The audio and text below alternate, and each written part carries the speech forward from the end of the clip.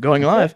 Oh, This all right. okay, the broadcast is now live. Okay, welcome, ladies and gentlemen. This is like an impromptu thing that I decided, well, actually, me and Ryan decided to discuss the Friendship Games movie, which I thought was pretty freaking good. Your thoughts? I also thought it was really good. I think on my channel, I can't remember the exact rating I gave it. It was 9 something, 9.0, 9.25 something in that range. I don't quite think it was quite as good as Rainbow Rocks, but it was really close. Yeah. Uh, what really helped Rainbow Rocks is that it had a better soundtrack, in my opinion. The songs were overall better, I think, Yeah, beginning to end. I gave it like a, I think it, I don't know. I initially put it at like a 7.5 and I put Rainbow Rocks as an 8. But, to come to think of it, it's pretty much more Oh, of like a 9 and like an 8. by the way, I think we should warn our audience just to be safe. Spoilers involved on this. Well, obviously spoilers are involved. So if you don't want to listen to spoilers about Yeah, the movie, then don't watch. I mean, I understand most people probably have seen it if they're listening to this, but I figure we should just put it out there just in case. yes, just in case. And not to mention like that little blurb at the end. Have you seen that little thing at the end? The little, whatever it was, the little thing where, Yeah, I think that was originally probably like post credits, but they edited it yeah. to before the credits, so people didn't have to sit through them. Yeah, I don't know like what the well, I don't, but people said that that's supposed to spoil or something. I don't really know why that would be even considered a spoiler, that she went through some sort of time, so there's some sort of time travel thing going to happen at the end of season 5. Whoop-de freaking do. Oh my god, that's like such a big revelation. It's like, we've already seen that. I've heard Brony's predicting that for a while, that they're either it usually involves Star Swirl to some extent, but time travel is definitely anticipated. Time travel with Star Swirl, that could work. I like that idea. Or either that, or Twilight goes back to see Star Swirl. One of the two. Either he comes forward, she goes back. One of the two. Either way, I would consider it a win. The only question is, who gets to voice Star Swirl? That is the question. Now, I have an idea. I mean, it's crazy, but I think it just might work. There's this great YouTuber called the Silicon Brony. I'd be all over that. Like, no, it's no way. No, I have no idea who would actually voice that character. I don't know if John Delancey can do another. Well, that won't really work because his voice is so iconic. So we need some other person that could do that well. Maybe like some celebrity, guest, like they did with getting Weird Al on there. I don't know, but that would be kind of cool. Well, depending on who they got. If you want a celebrity, well, let me tell you something about Star Swirl, brother. Oh no, the Hulk Hogan. No, one of those ancient unicorns, so he could be racist against Pegasi. There you go. but we should probably get back to the actual movie. Come to think about it. Yeah, we should. I mean, now the song at the end, Unleash the Magic. Holy shit! Yeah. Holy shit! That was it was amazing. Like I like the CHS Rally song because I heard it before when when it was leaked or revealed or whatever. I already saw that one, but there's the one in the middle with Twilight singing, and then the one at the end with Unleash the Magic. And now that one was freaking amazing because it actually followed the plot as the song was progressing. Yeah. So and just Sunset in this movie, holy freaking shit. Sunset when this movie was wonderful. I thought that they executed her character perfectly. I liked how she sort of like snapped a little bit at the human Twilight, which fits her character perfectly. So yeah, I also love the Phoenix form that she took when she was in the battle at the end. It's like my past is not today sort of thing going on there. And human Twilight, getting evil, quote unquote. Now, at the end of my review, I said that when this little like magic bubble affected her, it changed her personality. So you can't really judge that change based on. I searched online really quick before the right after I finished my reaction, when I was done editing and and while it was rendering, I saw a review and someone was pretty pissed about Twilight as the villain, but I don't know. I don't really see her as the villain. She just kind of got messed up by the magic influence. Yeah, by the fact that like their principal or whatever was probably the villain. Yeah, she was. Like as soon as like the ambiance changed in that one scene, I was like, a villain time. Who's the villain in this movie? And then, but she sort of just was like, a villain who wasn't really like a villain. She was a bitch. Like half the people at the freaking the prep academy. I loved Sour Sweet. Yeah, Like, that's. I think that's the only one they really gave a name to, though. yeah, and there was the other one that was sort of like Rainbow Dash's, There was another one who was nemesis. kind of pinky-ish. I remember. He Yeah, was I have to, yeah. like an amalgamation of Pinky and Vinyl. Yeah, once I'll watch it over again, but those will become the new Dazzlings. And unfortunately, we didn't get a Dazzlings cameo in But this movie, but I also whatever. have to say, I think the principal was a kind of a villain all throughout because pretty much early on she started blackmailing Twilight to do the shit she wanted her to do. Yeah. So in that sense, yes, she was the villain. But this Hey, whole you thing, want to go to this new school? I can fuck it up for you. I mean, she was. I mean, I don't know if you ever seen the movie Varsity Blues, no. where the football player's trying to get a scholarship, and the coach says, "Hey, if you don't do what I want, I can fuck it up for you. Your trip to Brown, just like that." And she does the same thing as the villain in Varsity Blues, basically here. So Yeah, this whole thing that she created with like this magic absorption thing that eventually went haywire. I don't, yeah, and like it was opening portals to Equestria just out of the blue, and people and like there was like that one scene where like the ground was crumbling and with some really neat effects. That was pretty cool at the end there. yeah. Um, I love Twilight's reaction to when Spike started talking too. By the way, yeah, holy sh! And now that was the one thing that I did not understand, and I'm trying to process. Now, that wasn't the Spike from Equestria. That I was thought it was like, for a second, but yeah. so did I. When I was doing my reaction, that's exactly what I thought. But then it turns out that no, it's like a talking Spike from the human world. How Well, the hell does that work?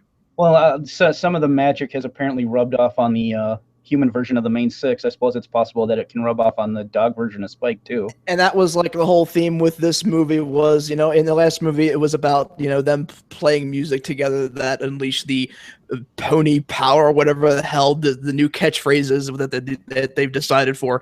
But now it's like whenever that they do something that is close to their element, like talking about honesty or kindness or whatever, then they get their little powers. And the whole power thing is eventually nobody even gives a shit in the school. The principal knows, oh yeah, I know about this whole place where you're like a princess and everything and all that other crap. So I don't know how the hell they've pulled that off, but that will never seem, I don't know, it seems kind of weird to me. And I was, yeah. To me, it's always a case of, well, we could tell people and make it a big deal, but no one would fucking believe us anyway. Yeah. So we might as well just accept it and move on. Human Twilight could easily get a Nobel Prize in physics for discovering magic. Yeah. I mean, when you really think about it. And not to Well, mention she was like a really good student anyway in her little school. yeah, I mean, the whole premise of her wanting to like destroy our world and move to Equestria was so that she could study something she hasn't had before. So at least when she Yeah. got corrupted.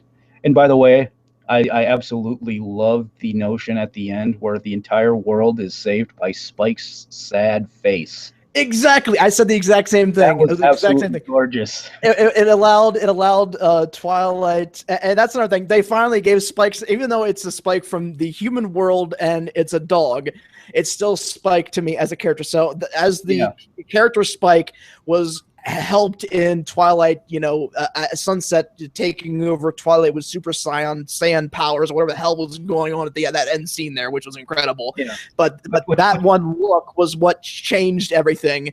And then that whole scene happened with when they were like in this like white sort of like epicenter of something. I don't know what the hell it was, and they were having this like really deep, feelsy moment. Yeah. Like I got teary-eyed during that shit, I swear.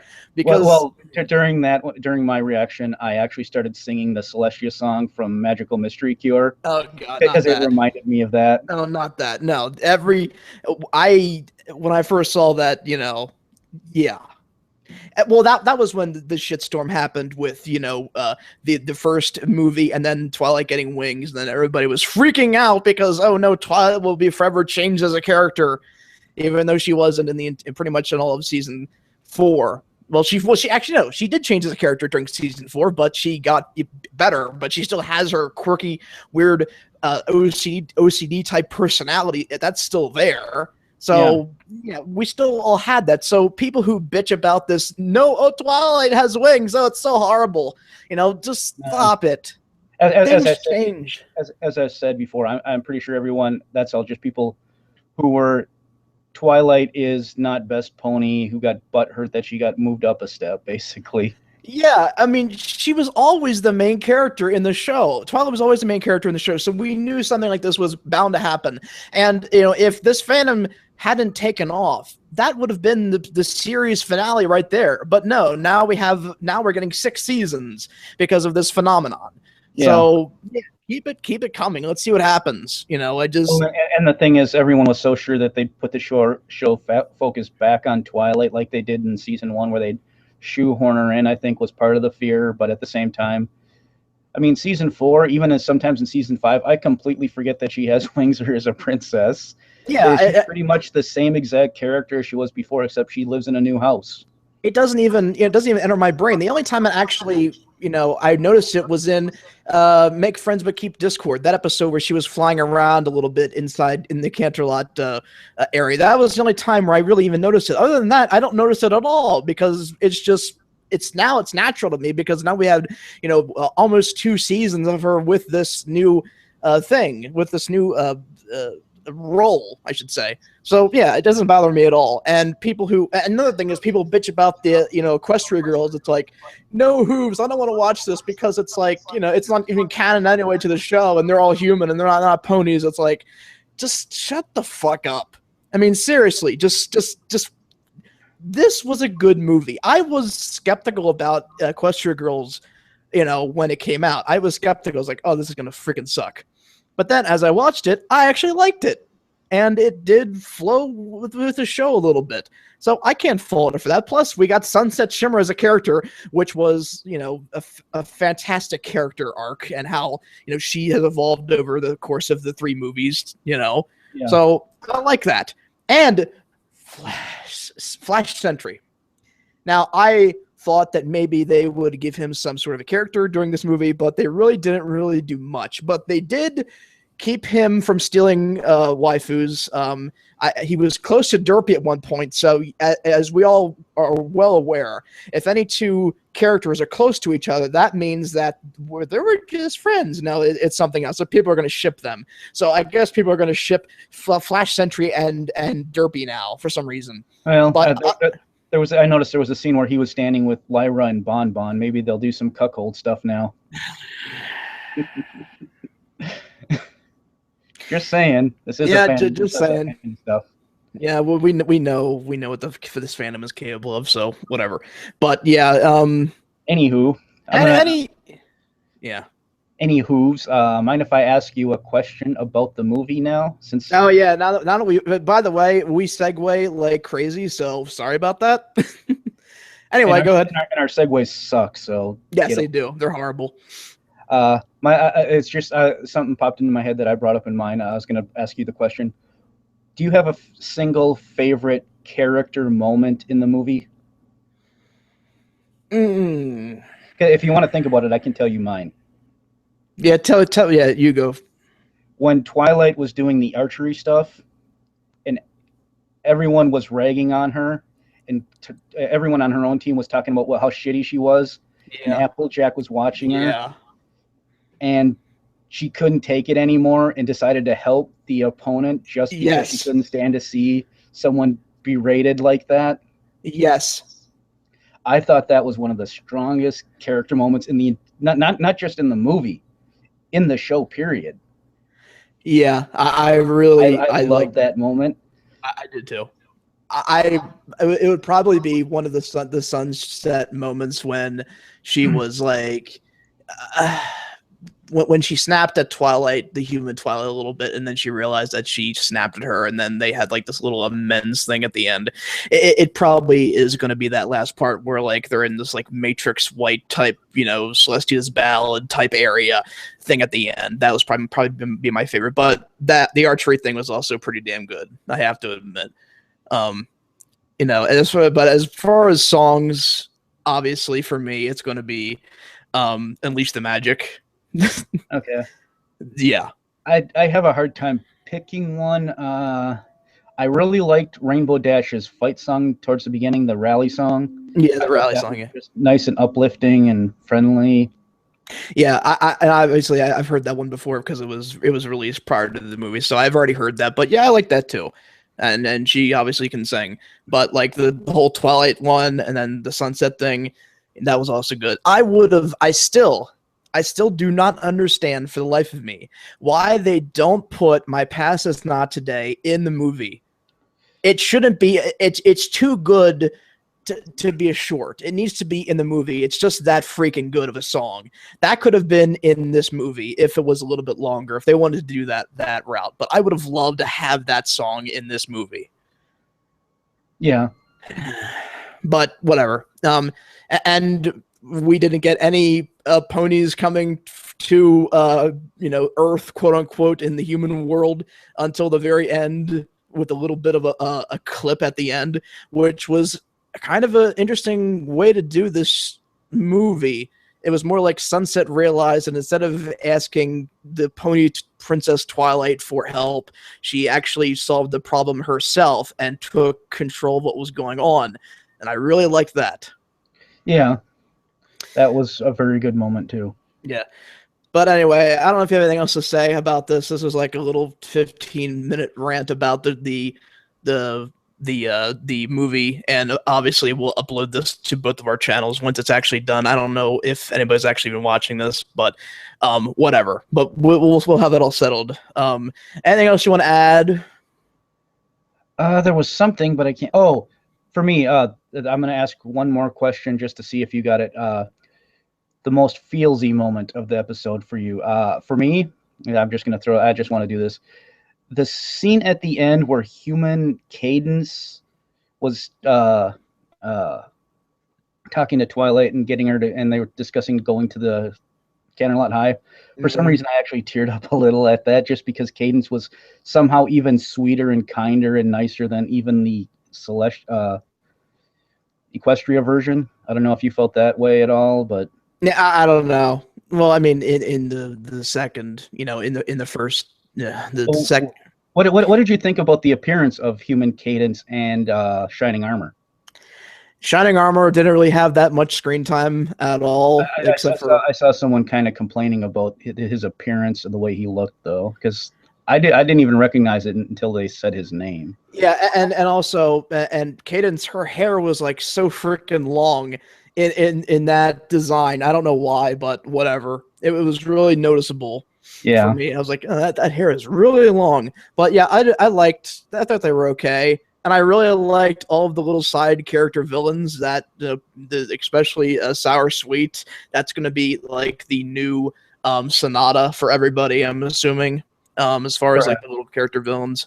Though I don't think at this point she has much competition. That might be the one drawback of one of the drawbacks of the movie. We should actually discuss things you didn't like about it, I guess, if this is going to be a full review, maybe. Yeah, they didn't do a good job of establishing the rest of the other school, I guess, would probably be something worth taking a little bit of time on. They basically established she's a bitch, she's not as much of a bitch, but kind of a bitch. And that was basically the extent of the development of everyone other than the principal. Yeah, and just like the flow of the movie, sort of like we could have added some time to talk about the Crystal Prep students a little bit more. That could have been done. The whole the villain easily being identified and everything right off the start. Like, we have to have everything just explained to us. We can't have a villain that's sort of like, seems to be good, but then it turns out to be evil. We need something like that. And I thought the douchebag principal was a little bit stereotype, but the douchebag principal, starch shirt, blah blah blah, was kind of stereotype. I thought that was maybe a little bit of a drawback. Other than that, I didn't have a whole lot of problems with the movie. Other than that, I thought it was pretty good just throughout.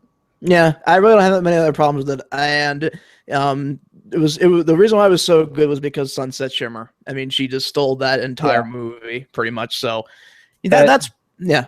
And one other good thing I guess I'll bring up, Spike and human Twilight's relationship, as awkward and difficult and hard it is what it was for her to get along with everyone.